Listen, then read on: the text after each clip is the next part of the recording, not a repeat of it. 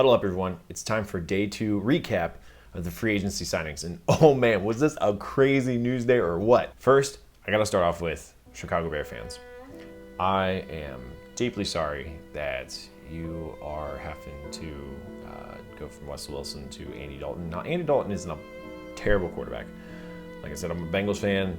He was okay. I remember getting debates with my buddies saying how he's like below average quarterback at best. He's average.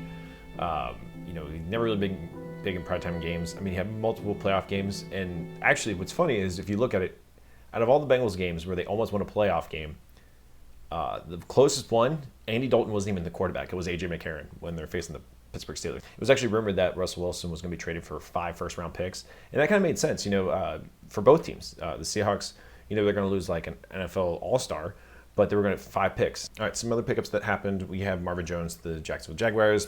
Kind of meh, not a big deal. You also have Fitzmagic going to his 9th team with the Washington football team. I really, really actually like this play. I think it's definitely going to help Terry McLaurin. He's going to actually have a good quarterback play for once. So he is going to be someone that's probably going to be popping up on the draft boards a lot higher because of this. His stock is definitely going to go up. So you're probably going to be paying a premium for him now, most likely. And I think it'll be worth it. The Dolphins signed Jacoby Brissett. I think this is an okay play. I don't really know if it's going to be a big deal for them, but it is something that to keep an eye on. Tyrod Taylor goes to the Houston Texans. Now, this one's a little bit of a surprise. Is there something in the works where Watson is going to be leaving them because they're paying him $12 million, and that seems like a lot of money to pay a backup quarterback $12 million to play. So, does this mean Watson's going somewhere?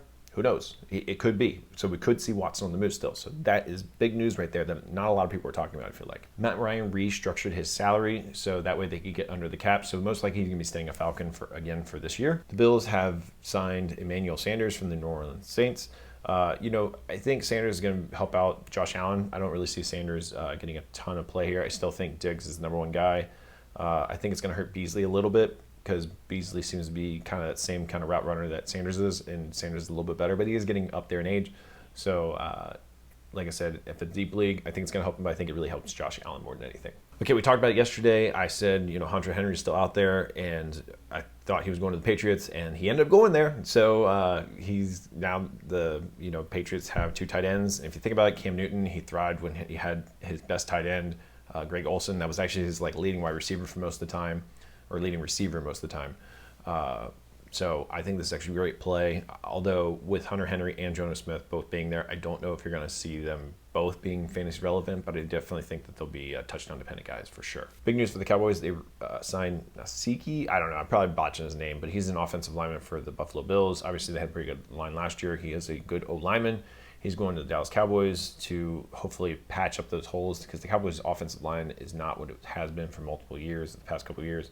It was very shaky last year, but this is big for them, so it really helps Zeke, all the skilled wide receivers, or all skilled players, and the quarterback play with Dak Prescott. Now, we're still waiting for some big-name wide receivers to come off the board. The biggest one was Aguilar to the Patriots, and he's not really anything amazing, but he's a good fit for them.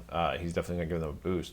But it's really surprising that Fuller, I guess it's not really surprising, but Fuller, Galladay and Juju Smith-Schuster haven't been paid yet. They're probably asking for a pretty high premium is what I'm thinking. And right now the market's just not open to that. A lot of people are hit by the salary cap, especially because it went down. This is a very rare thing for the salary cap to go down. The NFLs just keep making money, and last year they got hit by COVID, so it really dropped. So, hopefully we see them land in a good fantasy spot for us as fantasy players, and hopefully they're happy as well, obviously. But we want to see them succeed in fantasy, so we want to see them with good stats. It's interesting to see what's going to happen. I haven't heard much for rumors, but I would also like to know another guy on there is T.Y. Hilton. Where's Hilton going to go? Is he going to go to a contender? Or is he going to try to go back to the Colts and stay there and retire there? What's going to happen? It's going to be interesting to see what Allen Robinson does. Is he going to hold out? Is he going to sign his franchise tag? Because with Dalton being there instead, I don't know. If I was him, I'd be pretty upset. I think almost Nick Foles is better than Dalton at this point, especially because Nick Foles has the experience of winning an actual Super Bowl, so he can win in the clutch. Okay, guys, that's it for the video today. I hope you guys enjoyed this, and I'll see you guys in the next huddle. Ready, break!